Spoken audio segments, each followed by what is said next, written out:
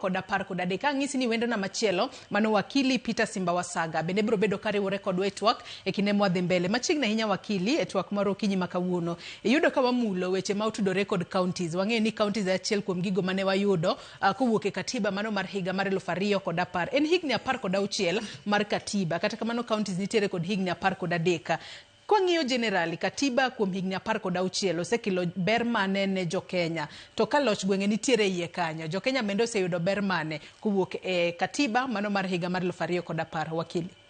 Kamano Joyce timo mosainya kuom deko wacho ni gik molos gi dhano gi seche moko ndara bedo gi weche ne to ber ka chopo we akawe thuolo mokongo mar moso jo ikwara mogi gi jo piny tete especially jo pinje masindo masuba sani weche mang'eny dhi mbele kanyo courtesy of the national government to gi the county government magi gin moko kuom olemo mwachamo one because ni services obedo devolved a constitution mawabedo godo 2010 constitution chalo nyathi monyuol dongo nyathi pod ok nyal ng'e seche moko ywaka tiken odwarango to bende noyudo waka nitiere ng'iyo mane wan godo kaluwore gi 1969 constitution traditions gi gero luongo ni traditions koro jok mane implement constitutions gi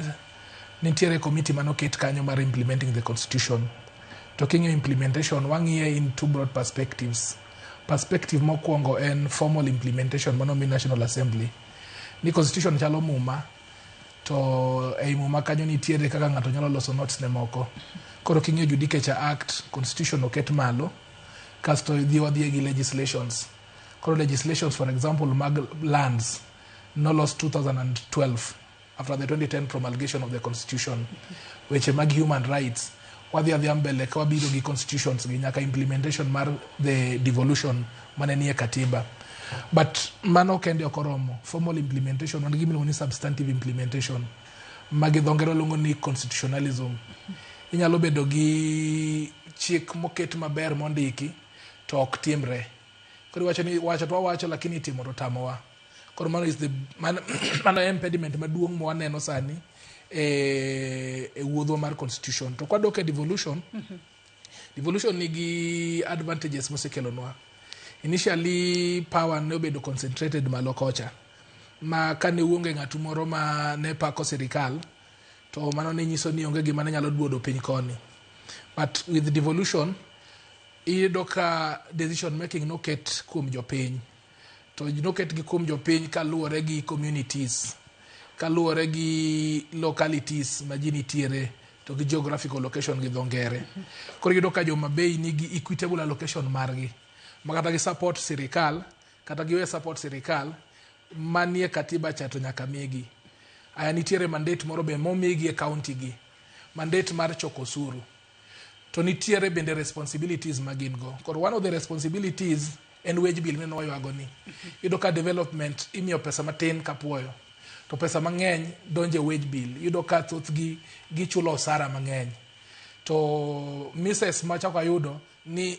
problem mane wan go malo kocha bende nobedo devolve koni problem achiel kuom gi en corruption problem mar ariyo bende en marginalization mar communities iyudo for example ni e Kenya ka nwang'iyo broader perspective ni jo Masawa jo Luo jo Western to mwalo kocha be koro ing'iyo jo Karachuonyo jo Suba jo Ndhiwa koro ni ka ng'atu onge kanyo be timore nade bende koro kunyalo yudo tele gineno ka ji ywak matek ka gipogo lemo ni ka senator dhi Suba governor wuok Karachuonyo iyudo ka koro onge iyudo ka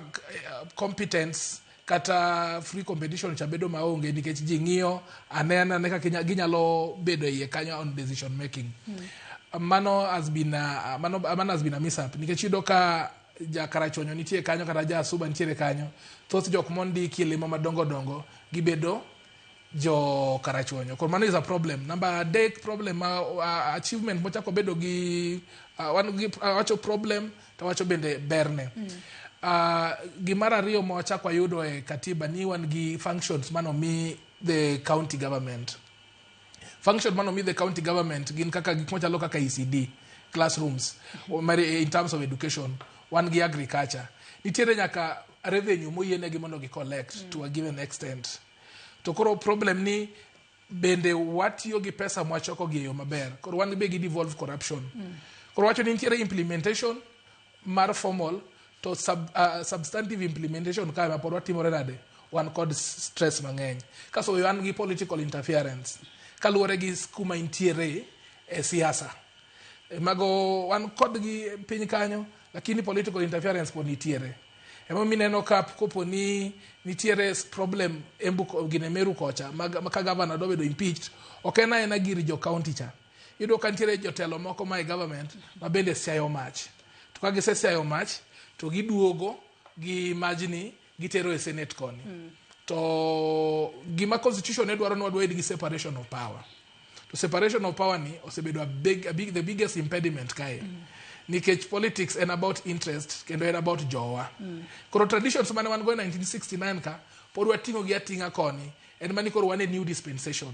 mane ge omine do ka nyoro kata sani yudo ka MPs owinjo bed independence ema chugo wacho niya ni nomiwa pesa mondo watim kama mano nyiso ni independence owuok kocha functions mag jo National Assembly and to keep the governor